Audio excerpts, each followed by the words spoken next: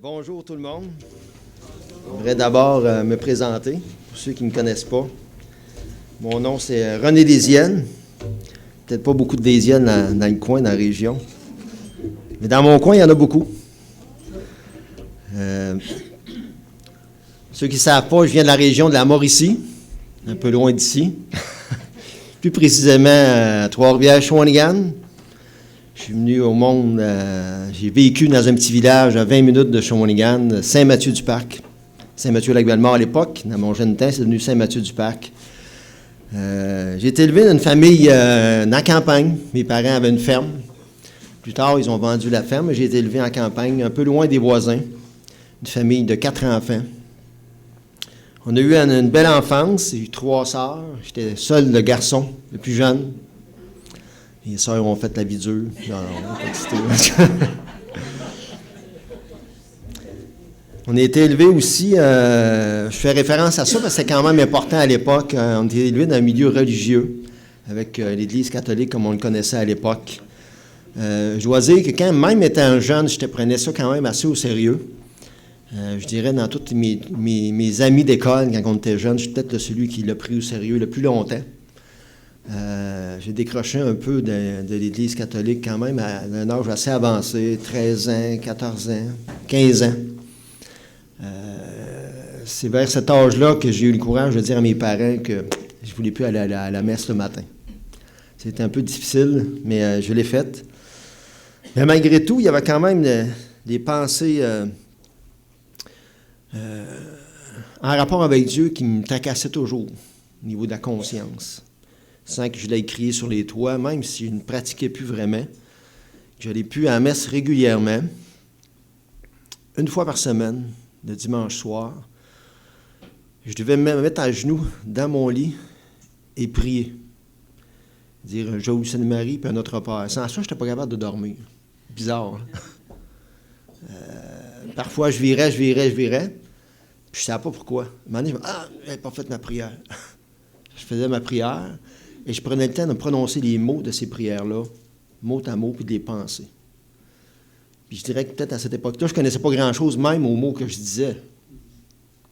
Mais tout ça pour dire que dans ma vie, l'aspect de Dieu a traîné avec moi dans ma vie, tout au long de ma vie.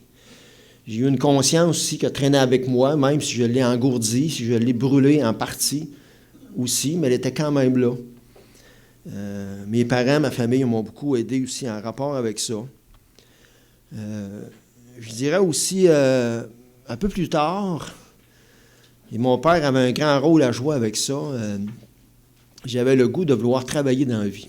J'étais tout jeune, puis je voulais faire comme mon père ou d'autres personnes que je connaissais, de pouvoir travailler. Je rêvais d'un jour de faire ça.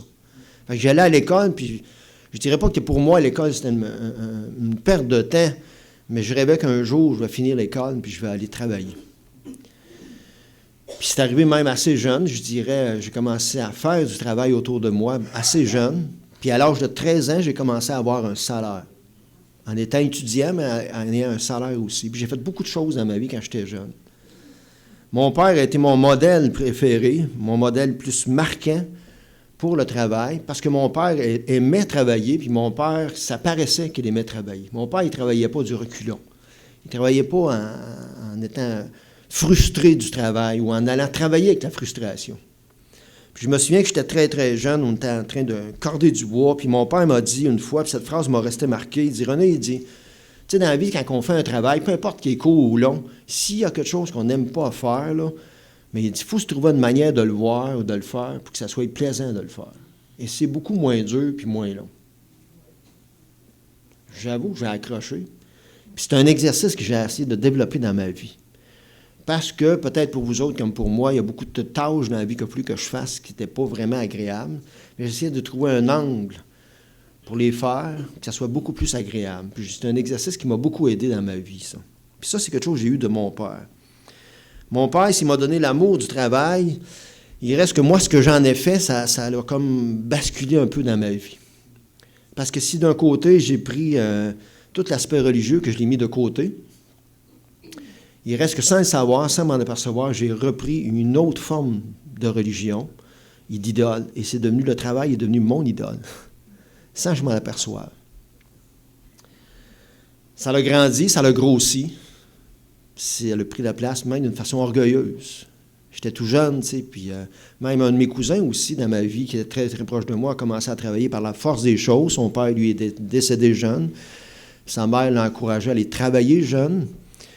Puis lui, mon cousin, il allait travailler toutes les fins de semaine, du soir, puis il prenait son argent, puis il l'emmenait à sa mère. Puis il a commencé à faire ça très, très jeune. Puis moi, ça m'a marqué. Il était plus vieux que moi un peu, mais ça me marquait, tu sais. Puis un jour, moi, j'ai fait le même exercice. Et moi, j'ai commencé à garder l'argent pour moi. Mes parents ne me le demandaient pas. Mais au fur et à mesure, cette idole-là a grandi dans ma vie. Je dis ça parce que c'était vraiment important. Je me souviens d'avoir dit à un de mes amis dans un bar, lorsqu'on sortait, puis on échangeait toutes sortes de choses. Je me souviens d'avoir dit une phrase comme ça, puis des fois, on pense à des choses ou on dit des choses, puis aujourd'hui, je me rends compte que Dieu entend ce qu'on pense, entend ce qu'on dit. Je me souviens d'avoir dit à mon ami, il dit, moi, là, il dit, jamais j'irai chez le chômage.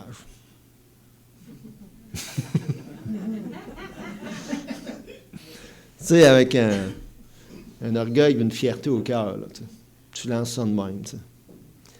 Fait que le temps a passé. Puis un jour, je me souviens, je travaillais dans un centre de ski j'ai travaillé dans un centre de ski, dans 2 centres de ski, puis c'était assez marquant dans ma vie. Mais dans le premier centre de ski, j'ai fait un hiver complet et j'ai fait l'été aussi, à cet endroit-là. Puis je me souviens, j'étais en train de tondre le gazon à quelque part autour d'un chalet du centre de ski. Puis à un moment donné, en plein milieu d'après-midi, je me souviens encore l'endroit. Je pourrais aller voir le chalet, là, puis je pourrais dire c'est à cet endroit-là précisément. Je me suis arrêté avec la tondeuse. Puis il y a une pensée qui m'est venue en tête. Coudon, le travail, c'est juste ça qui existe dans la vie. La vie, c'est-tu le travail? Il n'y a pas d'autre chose. Puis, en tout cas, je repars la tondeuse, je continue à attendre. Mais je me souviens, j'ai venu comme ça, paf, une pensée de même, tu sais. Puis pourtant, ma vie, c'était ça, là. Je suis arrêté, j'ai continué. J'ai cheminé, j'ai fait toutes sortes d'autres travails aussi, multiples travails. Il est arrivé aussi un autre aspect dans ma vie, c'est des amis. En ayant à l'école, on s'est tenu avec toutes sortes d'amis. On a commencé à sortir, à aller dans des brasseries, dans des bars. J'ai pas beaucoup brassé au niveau de la boisson, au niveau de la drogue. Brassé. Ouais. Mais j'ai quand même sorti puis fréquenté des amis beaucoup. On se tenait avec une gang ensemble. Écoute, on s'était au moins une trentaine d'amis qui se tenaient ensemble, des gars, des filles, puis à l'occasion, le fin de semaine, on sortait à aller à différents endroits. Je me suis tenu aussi avec une partie de ce groupe d'amis-là, qu'une secousse, écoutez, on y allait dans les bars quasiment 6 soirs par semaine. Là. Ça commençait à être pas mal, assez régulièrement. Et puis, même, on s'était fait un logo qu'on s'était mis sur nos manteaux, la gang du Sto-Bouchon. Yes, la gang du Sto-Bouchon. Tu sais, c'est... Bon, c'est correct, il n'y a pas de commentaires, merci. Mais en tout cas, on sortait ensemble, on avait quand même bien du fun ensemble. Mais d'une façon étonnante, dans ma vie, avec la pensée que j'avais eue quelques années avant, puis avec différentes choses qui se passaient dans la vie, moi, j'ai commencé à fréquenter les bars à l'époque de la disco. Je ne sais pas s'il y en a qui se souviennent de ça. C'était assez entraînant, ça virait le son, ouais, exactement. Tu sais, on se tenait dans un bar, puis une piste de danse, c'était pas très trinquant, le top light, le chic top light, Michel, si tu te souviens un peu. Il y avait des colonnes de son dans les 4 coins de la salle, puis tu t'accotais sur la colonne de son. C'est débile. Il y a même une notion dans mes oreilles, il y a des décibels que j'entends plus. Là, parce que j'ai passé des tests après, c'est ça qu'ils m'ont dit. Puis ils m'ont dit, le son, des colonnes de son, t'es-tu déjà actif? Ben ouais, un petit bout de temps. Mais tout ça pour dire qu'à cette époque-là, même, le disco commençait à changer, à tomber. Puis un autre style de musique arrivait. Tu sais, la musique, c'est continuellement comme ça. Puis ça ne m'intéressait plus vraiment. Une autre chose aussi qui se passait durant ce moment-là, c'est que je manquais de travail. Et par la force des choses aussi, je suis retrouvé au chômage. Fait que par la force des choses, sans le savoir, je réfléchissais à toutes sortes de choses. Puis je me souviens qu'au Chic Top Live, je commençais à ne plus être là. Puis je me tenais plutôt à la porte d'entrée où il y avait des tables de poule. Puis on commençait à jaser et à discuter toutes sortes d'autres choses. Ça ne m'intéressait plus vraiment, ce milieu-là. Mais je ne savais pas.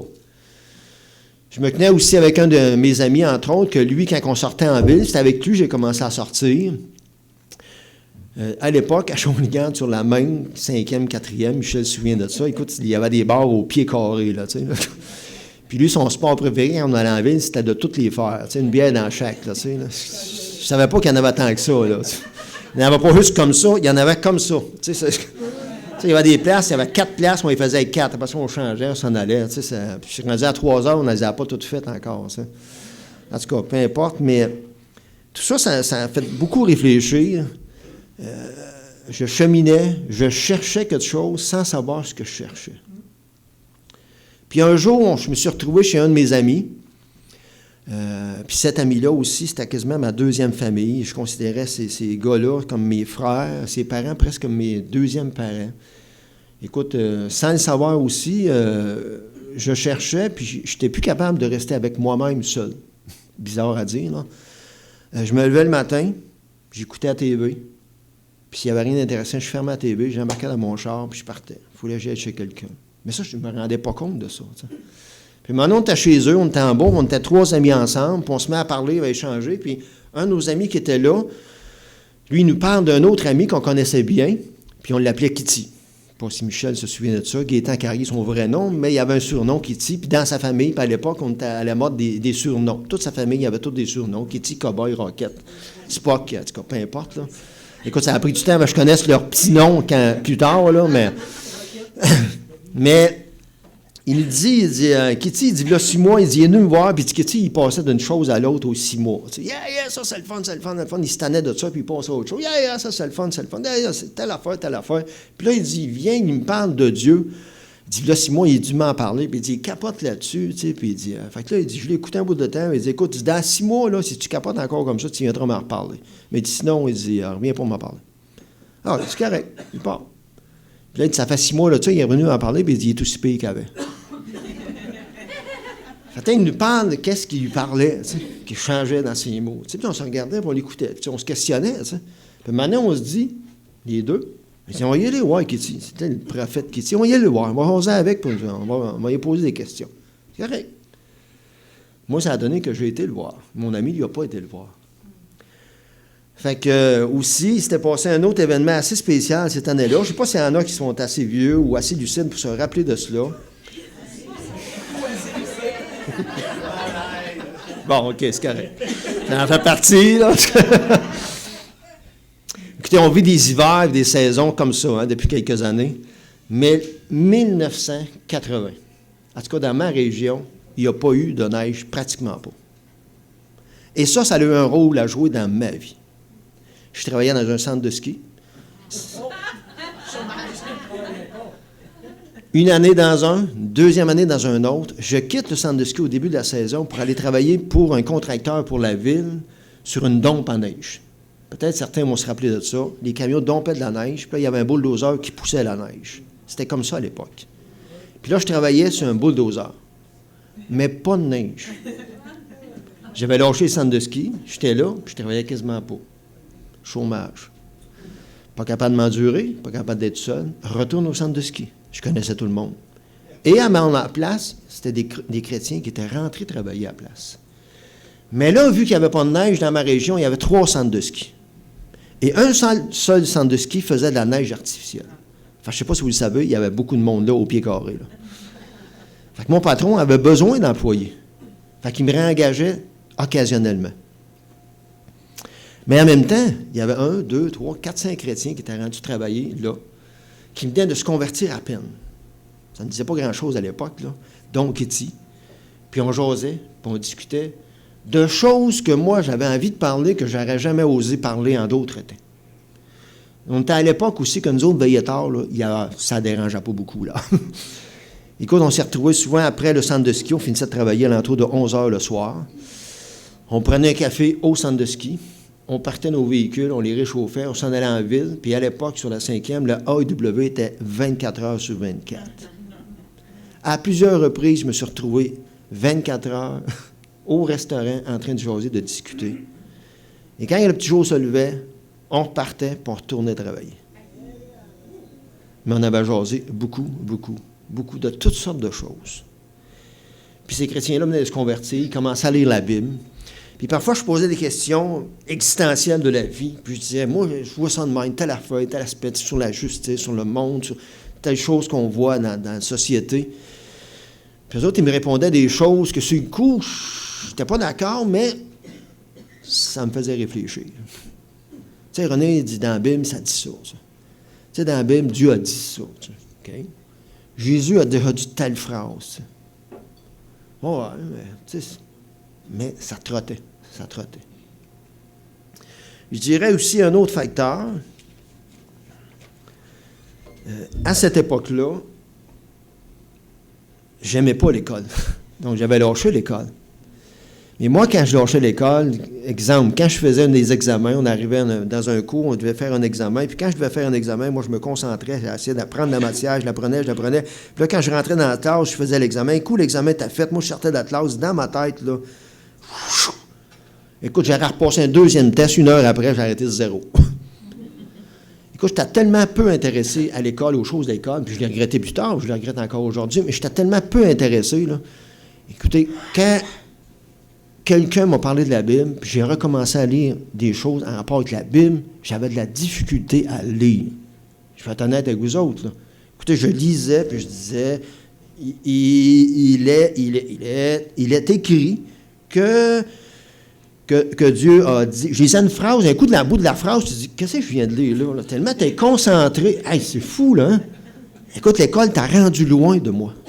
Moi, mon idole, c'était le travail manuel. C'est ça que je voulais faire dans la vie. Fait qu'en recommençant à lire, et entre autres à lire la Bible, et certains livres autour de la Bible, j'ai recommencé à réapprendre à lire.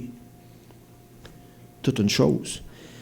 Mais à l'époque, il y avait des cassettes. Je sais qu'il y en a qui ça ne dit plus grand-chose. Mais ça existait des cassettes, puis avec des messages, des enseignements là-dessus.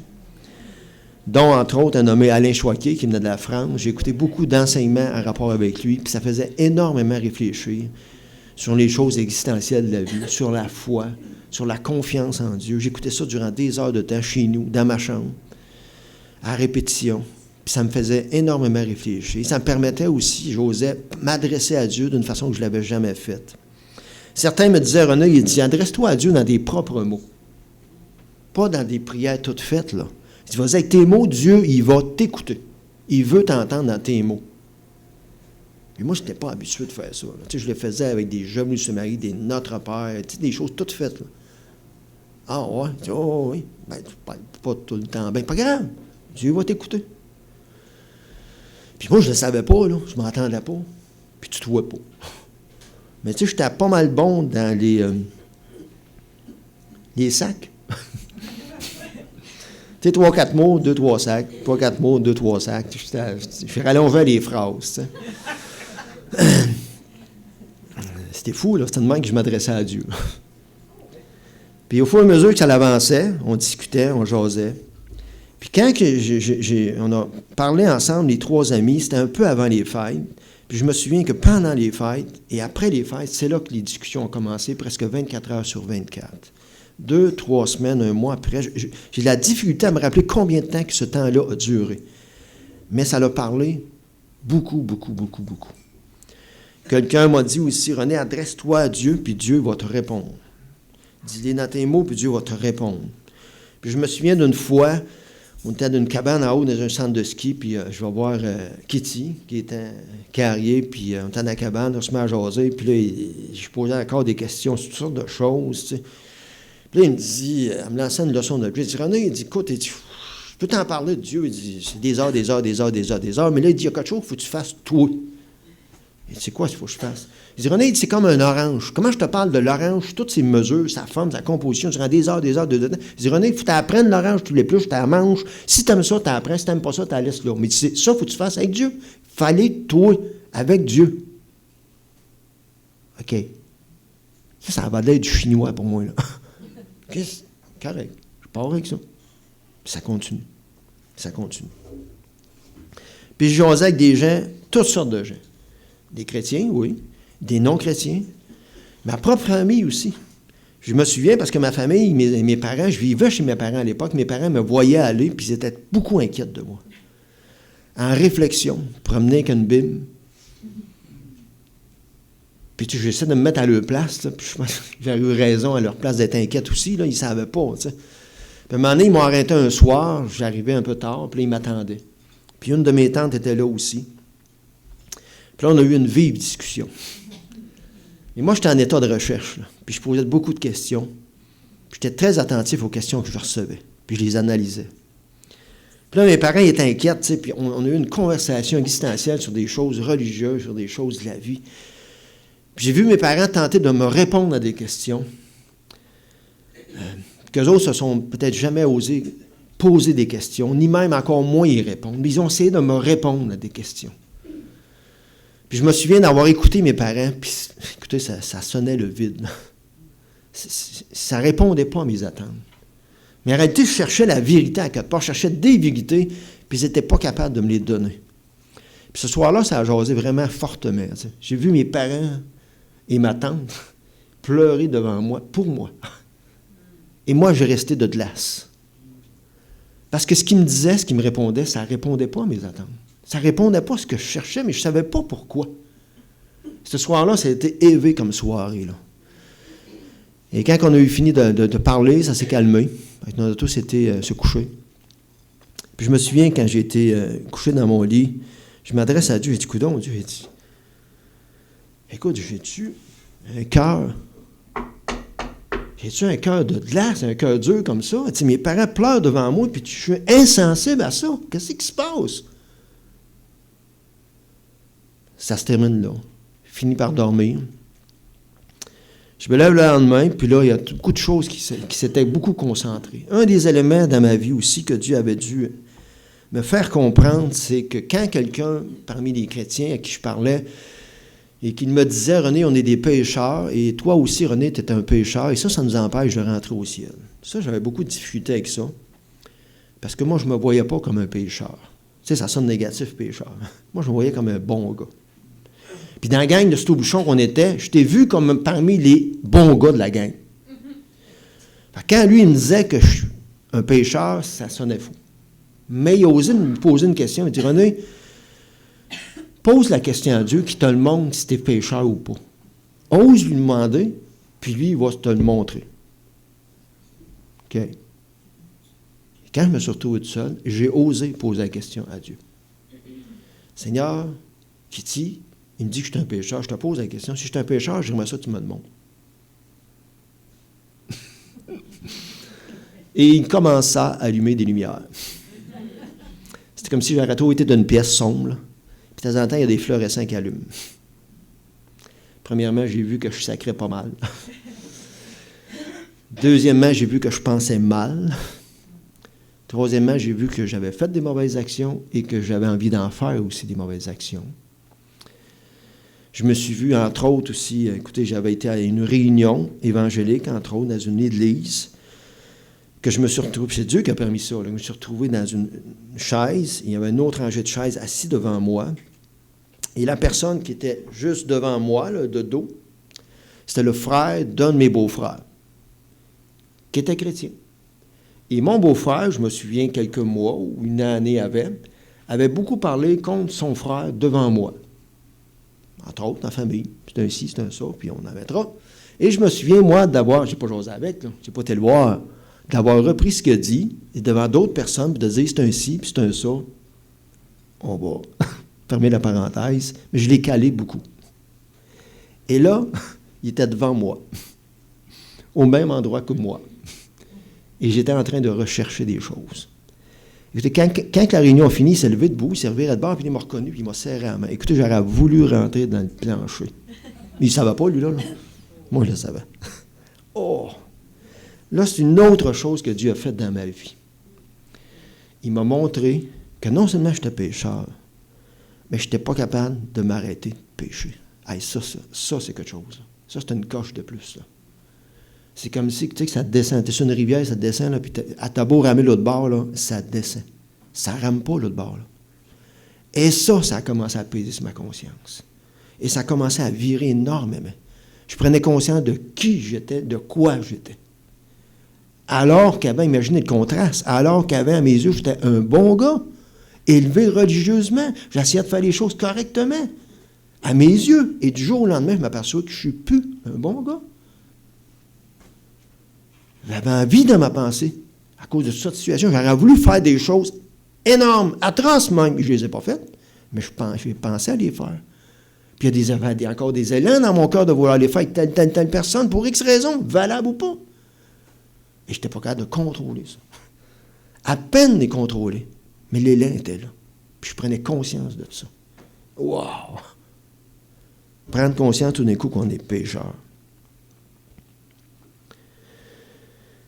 Je dirais aussi qu'en lisant la Bible, et puis je vais vous donner une image aussi, il y a beaucoup de choses qui ont désamorcé en lisant la Bible. Je vous donne une image pour vous aider à comprendre. Quelqu'un m'avait déjà dit, puis je le reprends cette image-là. La Bible est comme une lettre de Dieu. Et si vous recevriez une lettre de quelqu'un, vous lisez le nom de la personne, adressée à votre nom, vous recevriez cette lettre-là, qu'est-ce que vous feriez avec la lettre? La liriez, ou non, vous la jetteriez au bout de vos bras? La liriez. Et la Bible est un peu la même chose. Elle est comme une lettre écrite de Dieu, adressée à nous. Et lorsqu'on la rouvre pour la lire, c'est comme si Dieu nous parlait à nous.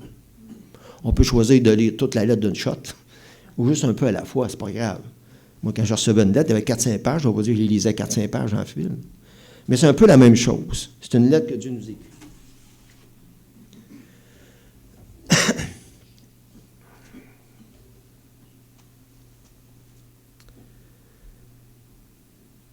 Il y a beaucoup de choses aussi que j'ai compris après que je me suis converti. Puis je vais les ramener aussi avec quelques leçons d'objets.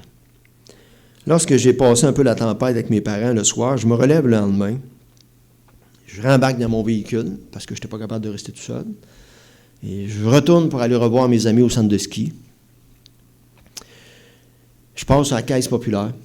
Je dis, j'ai un chèque dans mes poches. Et il faut que j'aille déposer mon chèque de chômage. Mais la veille, avant de jaser avec mes parents, je m'étais retrouvé chez un de mes amis. On était 3 personnes dans un Impala. On était 3 assis en avant, puis on avait été chez McDo, service à l'auto. Puis là, on jasait toutes sortes de choses encore. Puis je me souviens, moi, j'étais ici au bord de la porte du Alpha à côté. Puis là, je me souviens, j'avais pris mon portefeuille comme ça, puis il était ouvert, j'avais pris de l'argent, puis on a payé. Puis là, mon chèque de chômage était là, un peu comme ça, là, plié en 2, 3, 4, puis il était là. Puis là, j'avais mis dans ma poche comme ça. Puis on jase, on arrive chez eux, puis il y avait une ferme, on se pack dans la cour, puis il neigeait le soir. Fait qu'on rouvre la porte, puis débarque, puis je rembarque dans mon véhicule, puis on va chez nous, puis là, on jase avec mes parents, ma tante. Puis je me lève le lendemain, il dit, il m'a éliminé mon chèque à la caisse. Je vais arriver à la caisse, puis je viens brûler mon portefeuille, plus de chèque. Plus de chèque. Voyons, ce qui est. OK, on était dans le char, j'ai ouvert mon portefeuille, la porte, la neige, cassée. Ah! La mort ici, c'est moi. Merci. J'ai perdu mon chèque, ça y est. Bon, ben, c'est correct. On change les idées. Je rembarque dans mon véhicule, je me retourne au centre de ski. Puis là, je vous le dis, là-dedans, là, ça virait. Oh, que j'étais pas bien. J'avais besoin de me changer les idées. Je débarque du véhicule, je descends en bas. Puis moi, j'avais permission d'aller voir les travailleurs, j'osais avec eux autres, m'en voir les gars. Puis les gars, plusieurs qui étaient chrétiens qui étaient là. Puis là, quand ils m'ont vu arriver, ils ont vu que ça filait pas trop bien. Fait on échangeait, on jasait, discutait. Puis le gars avec qui on avait été dans l'Empala, Michel Ginda, que Marie connaît, il était là. Puis c'était un de ceux qui était en recherche avec moi aussi. Il dit, Michel, puis je vous dis, là, j'ai posé la question, c'était juste pour me changer les idées. Mais j'étais sûr que non, c'est impossible. Il dit, Michel, écoute, j'ai perdu mon chèque, tu pourrais avoir des clés d'auto, tu m'as allé voir des coups qui sont dans l'auto.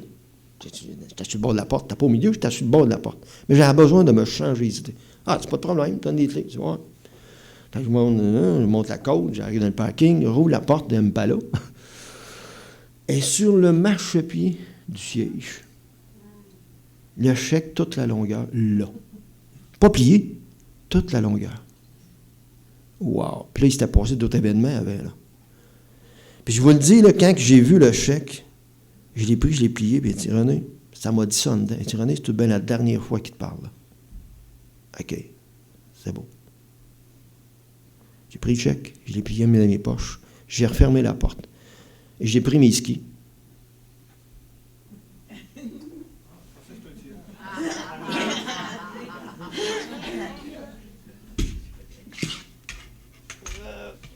ne va pas s'appeler.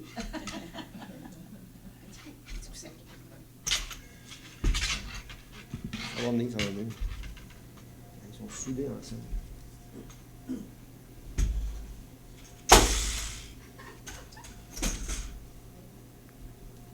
Je passe aux côtés de mes amis avec mes skis, mes bottes. Puis là, ils étaient très inquiets. Ils disaient, veux-tu qu'on jase, veux-tu qu'on discute? Puis je vais ouvrir aussi une parenthèse un peu avant ça. Kitty, qui jasait avec moi aussi beaucoup, me dit, avant d'aller à l'auto, il me dit, René, il dit, j'ai la permission, il dit, il avait neigé, ils ont allé déblayer la galerie, tu veux-tu qu'on y aille jaser? Ah, elle dit, correct, c'est beau.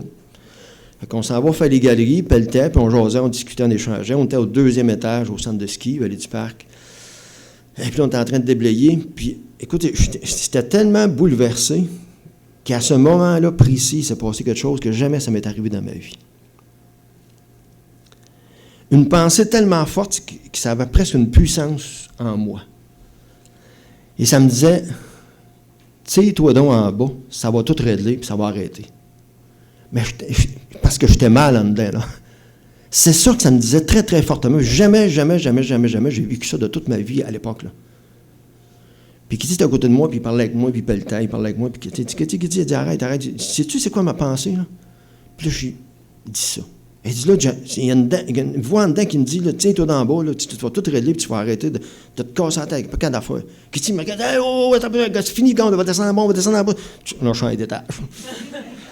Hey, ça, c'est fort, ça, là. Mais c'est-tu possible? Oui, c'est possible. La Bible en parle même de ça. Des pensées suicidaires. Et à ce moment-là, Dieu s'est servi de mon ami pour faire casser la pensée.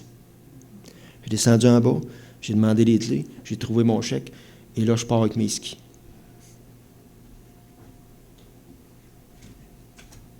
Je les ai emmenés parce que je veux que vous compreniez bien une chose. Ça peut arriver d'une pente de ski. Dans une maison, dans une salle, dans un char, il n'y a pas d'endroit. Je passe devant mes amis, puis je monte, remonte pente. C'était dans la semaine, il n'y avait pas beaucoup de skieurs. Fait que je prends la pente le plus tranquille, familiale, et là, je descends dans la pente de ski.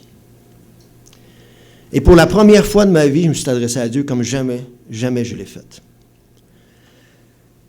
Je vais vous épargner le langage que j'avais, mais je me suis adressé à Dieu quand même. Et en descendant du plus profond de mon âme, puis s'il y a certaines phrases de la Bible qui dit, et qui correspondait à ma situation, c'est ceci. Quiconque invoquera le nom du Seigneur sera sauvé. Je le mentionne comme ça, là, parce que c'était mon état d'âme. Puis je ne comprenais pas tout ce qui se passait, puis je vais tenter de vous l'expliquer un peu plus après. Mais en descendant dans la pente, je prenais conscience à quel point j'étais un pécheur et que j'étais perdu. Parce que devant moi, je ne voyais plus de solution. En descendant, je me suis adressé à Dieu. J'ai dit, Dieu, j'étais voir tout le monde autour de moi. Mes amis, chrétiens, pas chrétiens. Puis, tu sais, ça voulait dire ce que ça voulait dire pour moi, là, à l'époque. J'étais voir même le prophète Kitty, qu'on appelait. Mon père, ma mère, ma tante, mes cousins, ça n'a rien donné. Si toi, t'existes, puis tu peux faire de quoi là, pour moi, là, je voudrais que tu viennes faire de quoi. Puis je ne vous le dirai pas dans les mots que je l'ai dit, là. Mais ça sortait du plus profond de mon être, comme jamais ça a sorti. Et en même temps que je disais quelque chose, il y avait aussi une pensée dans ma tête. Puis je sais que Dieu la lisait, cette pensée-là. Et dit, Seigneur, dans ma tête, je me disais, je veux que tu viennes m'aider, mais je le sais, puis je te le dis d'avance. Même si tu viens m'aider, je le sais, mais encore te niaiser après. Je le sais qu'il m'a encore péché contre toi. Puis là, j'épargne les mots que j'utilisais, là. Mais si tu peux venir faire de quoi? Fais de quoi? Parce que moi, il n'y a plus de solution, là. Puis je descendais dans la pente de ski. Et à ce moment précis-là, la lourdeur, le fardeau, la confusion qui était en moi, tout d'un coup,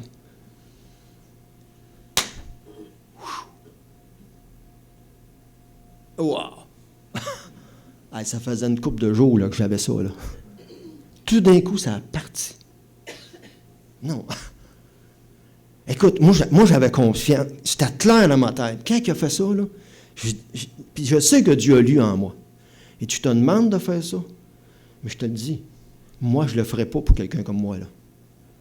C'est comme si, en langage figuré, là, c'est quelqu'un qui est pris sur le bord du fossé, là, puis là, j'arrive là, la personne me dit « René, viens m'aider. » Puis là, j'arrive pour y aider, puis il dit « Viens m'aider. » Mais après, moi te niaiser, moi t'écœurer, moi te baver, moi parler contre toi, mais viens m'aider quand même. Ah ouais?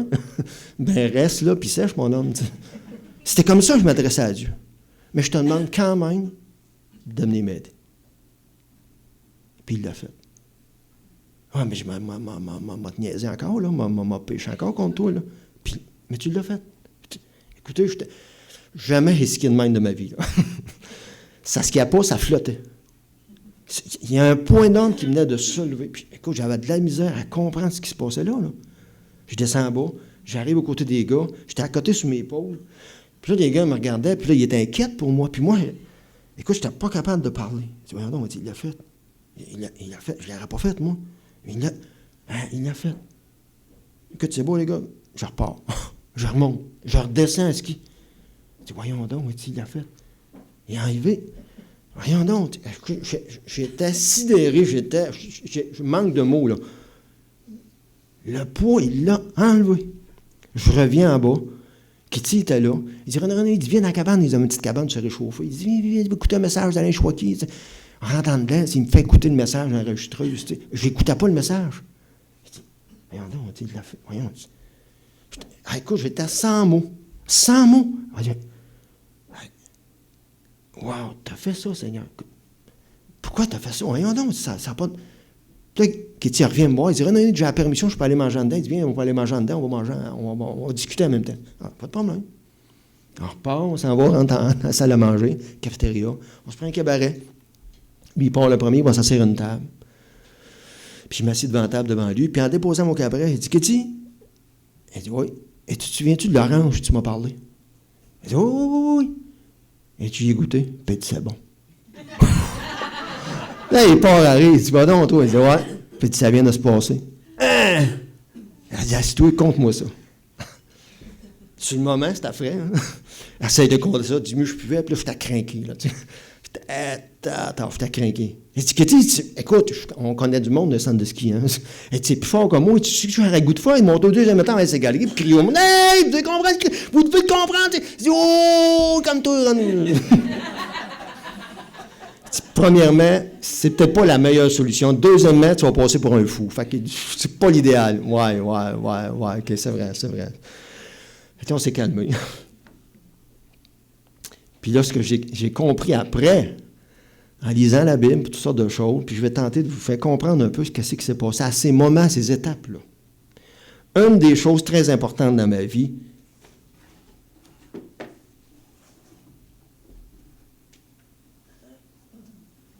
c'est ceci. On ressemble un peu à ce petit bonhomme-là.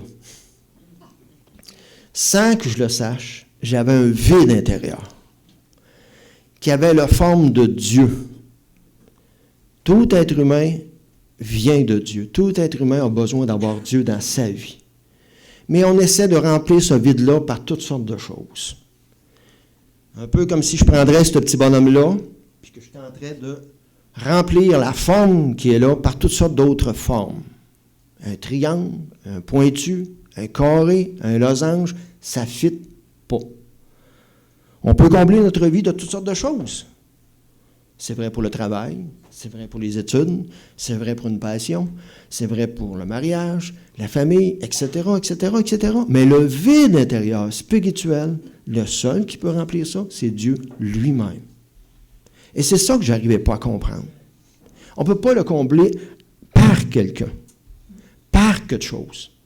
Et c'est ça qu'au fur et à mesure, en jasant avec mes amis, chrétiens, pas chrétiens, ma famille, en me remettant en question, en regardant ma vie religieuse avant, c'est ça que Dieu tentait de me faire comprendre au fur et à mesure. On me redisait, va vers Dieu. Mais je revenais vers ces choses-là. Oui, mais, va vers Dieu. Ouais. Oui, mais c'est ça, va vers Dieu. Ouais. Jusqu'à temps que dans la pente de ski, je comprenne, OK, ça n'a rien donné, là. À ce temps, toi, si tu peux faire de quoi? Non seulement je suis aperçu que j'étais vide, mais je suis aperçu que j'étais sale à l'intérieur. Et c'est ça d'être pécheur. Mais il faut aussi cheminer vers Dieu et avec Dieu pour se rendre compte de ça.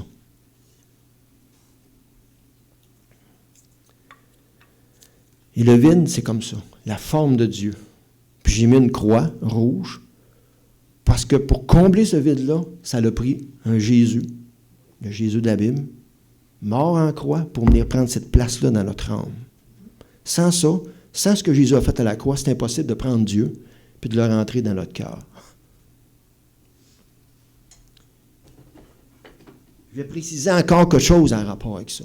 Un de mes amis a dit une image, une fois qu'il avait entendu parler de Dieu, puis il était dans son loyer chez eux, puis on lui disait, t'es un pécheur, puis on est tous des pécheurs. Puis à un moment donné, lui aussi, il s'est rendu compte dans sa vie qu'il était un pécheur, puis ça pesait lourd sur lui. Puis il s'est retrouvé une fois dans la douche, il était en train de prendre son bain, puis en train de se laver avec une barre de savon, puis il se nettoyait, puis il s'est arrêté, puis il se disait, si j'étais capable de me laver en dedans, comme je suis capable de me laver à l'extérieur, ça ferait tellement du bien. T'sais. C'est plus tard qu'il a compris que c'était la bonne barre de savon, ça prenait quoi? Et ça prenait l'action de ce que Jésus a fait à la croix dans sa vie, même si Jésus, ça fait 2000 ans. Cette action-là peut devenir aussi présente dans notre vie 2000 ans après. Je précise encore ça, parce que pour moi, ça a été dur d'emballer ça. Je me pensais un bon gars. On est dans le temps des citrouilles. Je ressemblais peut-être à mes yeux, une belle petite citrouille comme ça, très belle. Belle couleur. Bah. Des petits défauts, il n'y a pas de parfaite, hein, mais très léger défaut. Mais quand Dieu a allumé les lumières dans ma vie, c'est pas à ça que je ressemblais. C'est à ça que je ressemblais.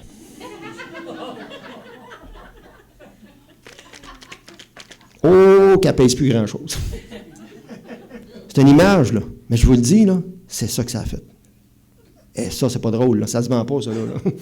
Citrouille, ça se vend, mais ça se vend pas cher, là. Rappelez-vous aussi d'une autre chose. La Bible est comme une lettre que Dieu nous écrit. Puis Dieu veut nous parler. Un autre aspect aussi que je voudrais qu'on puisse saisir et comprendre, c'est que Dieu veut venir vers nous autres parce que Dieu nous aime. Dieu a envoyé son Fils, a donné son Fils pour mourir à notre place. Ça a l'air cru, simple de dire ça, là. Mais moi, dans ma vie, il n'y a personne qui a donné sa vie pour moi, là. Je me souviens juste d'une petite chose qui est arrivée dans ma vie, puis je m'en rappelle encore comme si c'était hier. J'étais jeune, je restais chez un de mes cousins en vacances là. Puis un jour, on était au village, dont sa mère, son père était décédé, là, on était très, très proches. Jouais au baseball, j'ai été le voir jouer au baseball. Puis le soir, on s'est revenu beaucoup plus tard que prévu. On n'a pas fait rien de mal, mais on s'est attardé. Et quand on est rentré à la maison, sa mère était dans sa chambre et elle nous attendait. Et puis, écoute, je n'ai jamais eu l'occasion de reparler de ça avec lui. Puis je me suis dit, on s'est présenté dans la porte de chambre. Là, puis là, sa mère était assez sévère. Là. Et mon cousin a pris toute la responsabilité de la situation sur lui. Écoute, j'étais sur le coin de la porte, j'étais bouche bée. Puis tout le côté sévère est arrivé sur lui. Puis elle a dit, c'est correct, allez vous coucher, puis toi, demain, il va avoir affaire à toi. Puis là, j'ai été me coucher. Wow! J'étais comme... Pour me rendre compte, après, que Jésus sur la croix, c'est ce qu'il a fait. Il a pris tout le fautif de moi, puis il l'a mis sur lui. Puis lui, était capable de payer à ma place. Moi, je n'étais pas capable. J'aurais essayé d'enlever mes péchés, j'aurais essayé de les laver, j'aurais essayé de me libérer, j'aurais essayé de faire une thérapie, j'aurais essayé de faire n'importe quoi. Non, zéro avec une barre. Le seul qui pouvait régler ce problème dans ma vie, c'est l'action de Jésus qu'il a faite à la croix. Non seulement il a pu mourir à ma place, porter tous mes péchés, et ça c'est fort, là, passé, les présents, puis même les futurs. Rappelez-vous, ma pensée. Je le sais qu'il m'a péché encore contre toi. Je le sais, il m'a encore sans tête. Je le savais, mais il a tout pris ça. Il l'a porté, puis il m'a libéré. La Bible parle de pardonner. Wow, ça c'est du pardon, là. Mais plus que ça. Il ne se contente pas de payer notre dette. Il ne se contente pas de nous libérer. mais il va rajouter sur le tas. Puis il est ressuscité. Il n'est pas resté mort. Pour pouvoir nous redonner une nouvelle vie. Quelque chose de nouveau en nous, qui va changer, transformer, intérieurement, jusqu'à l'extérieur, et qui va nous transporter un jour dans sa présence au ciel sûr. Son action à la mort ferme les portes mauvaises de l'enfer, de l'éternité. Et nous, on n'a aucun pouvoir de fermer ça. Mais il nous rouvre les portes du ciel. Wow! Si j'ai fait, moi, vous rentrez là. J'ai souhaité, quand j'étais jeune, penser de vouloir aller au ciel. Penser que j'y irais. Dans le ciel, il n'y a rien de mauvais qui rentre là. Rien. C'est parfait. On ne rentre pas quelque chose de mauvais. Même pas, même si j'aurais eu un seul petit péché, quelque chose de mauvais dans ma... J'aurais pensé, ça rentre-tu dans le ciel? Non. Pas où ça soit nettoyé. Qui nettoie ça? Jésus, à la croix, c'était sa job. Pas moi. J'ai essayé de me nettoyer, encore moins de nettoyer quelqu'un d'autre. C'est le seul qui pouvait le faire. Il a fermé des portes. Il a ouvert des portes. Il m'a donné une nouvelle vie, transformé, transporté. Mais surtout aussi, il m'a appris à le connaître, lui. Et c'est toute la différence entre une religion et une relation avec Dieu. Puis moi, j'ai vécu une religion. C'est un cadre, des règles à suivre. Ça peut être bon, ça peut nous cadrer, ça peut nous aider notre conscience, ça peut nous limiter. Mais Dieu veut beaucoup plus que ça avec nous autres. Puis c'est ça que je n'arrivais pas à comprendre. Puis c'est ça que Dieu m'a fait comprendre. Il veut avoir une relation directement avec nous autres. Mais à cause du péché, c'est impossible. Puis il doit l'enlever. Et un coup qu'elle est enlevée, un coup qu'elle est pardonnée, un coup que c'est réglé, alors là, on peut commencer une relation directement avec Dieu. Apprendre à connaître, c'est une personne, Dieu. C'est pas juste une chose, une patente, un esprit lointain, tu sais, wow. Non, c'est quelqu'un. C'est quelqu'un qui a un vif désir, une passion de vouloir rentrer en relation avec nous et que nous, on rentre en relation avec lui. Et c'est pour ça que Jésus est venu mourir à la croix. Qu'il est venu ressusciter pour créer ce contact-là. Et c'est là qu'une nouvelle vie a commencé dans ma vie. De plus en plus. Elle a grandi. Elle a avancé. Et aujourd'hui, je peux dire qu'encore une fois, je suis sûr d'aller au ciel. Pourquoi? Parce que je suis bon. Parce que je me suis amélioré. Parce que j'ai réglé les problèmes de mes péchés. Pas en tout. Parce que Dieu me montre très clairement par la lettre que je lis qui a réglé mon problème et qui me donne l'assurance qu'un jour, ils vont m'accueillir en sa présence. Il confirme ça de jour en jour. Parfois d'une façon intense. Parfois de façon minime, intime. Mais il le fait. Pourquoi? Parce que c'est une relation. Rappelez-vous de ces leçons d'objets-là. Rappelez-vous aussi des skis. Il n'y a pas de place pour connaître Dieu, là. Froid, chaud, chaleur d'une chambre, d'un char. Il n'y a pas d'endroit. C'est multi-place. Et Dieu veut apprendre à nous connaître puis nous rencontrer. J'aimerais ça faire peut-être quelque chose en terminant. Faire une prière. Moi, c'était de même aussi dans ma vie. Avant même que je fasse cette prière-là dans la pente de ski, j'ai prié avec des personnes qui connaissaient Dieu avant. Ils m'ont montré un peu comment prier. Je les écoutais plus que d'autres choses. Mais j'aimerais ça faire un peu l'exercice. Pour vous montrer un peu comment j'ai fait ou comment on peut le faire. Je ne le referai pas avec les mots que j'ai utilisés à l'époque. Je les ai purifiés, pas mal. Mais j'aimerais ça vous donner un exemple d'une prière que vous pourriez faire avec Dieu. Vous réfléchissez à la prière. Vous la prenez, vous la retenez. J'espère que ça va vous faire réfléchir. Peut-être même l'utiliser lorsque vous serez dans le privé. Seul. Comme moi, je l'ai été pendant un garde-robe, pendant une chambre ou dans une pente de ski. Mais j'avais compris le mouvement, l'idée de m'adresser à Dieu seul. Même si je n'avais pas les mots, selon la Bible, ce qu'elle dit, écoutez, du plus profond de mon âme, mon besoin était là. Et Dieu a entendu. Et Dieu a répondu. J'aimerais ça qu'on prenne quelques secondes pour faire une prière. Prenez-la pour vous si vous voulez. Moi, je vais la prendre comme si je retournerais au centre de ski, avec des bons mots. Puis on va s'adresser à Dieu. Puis prenez le temps de réfléchir à ces paroles-là. Je vais demander de pencher la tête, fermer les yeux, puis on va prier.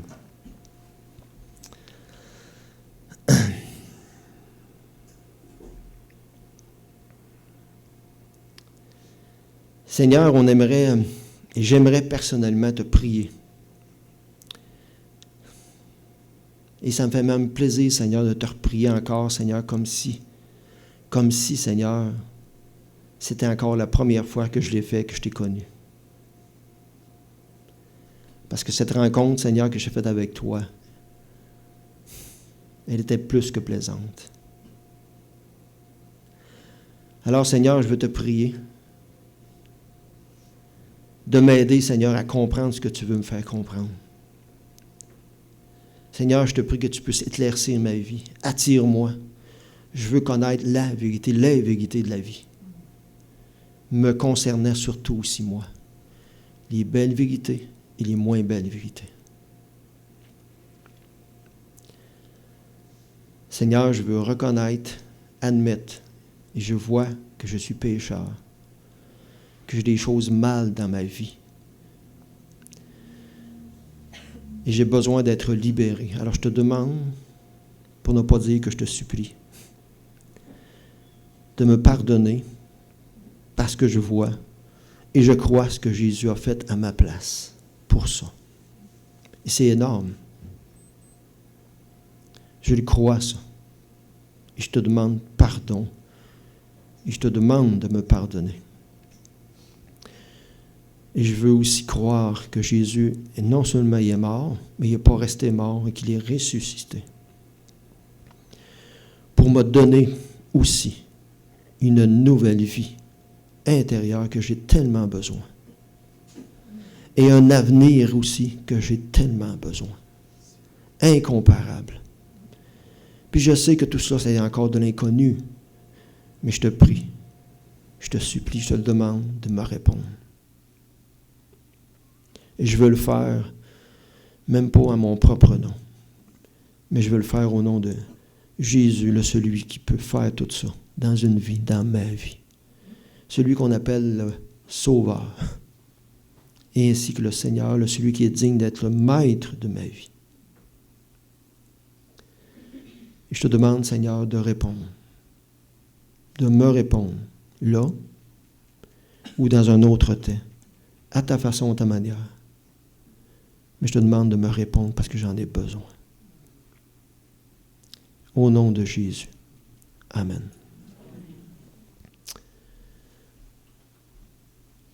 Je vais laisser peut-être finir avec un chant, puis ensuite, chose va venir terminer peut-être à la fin.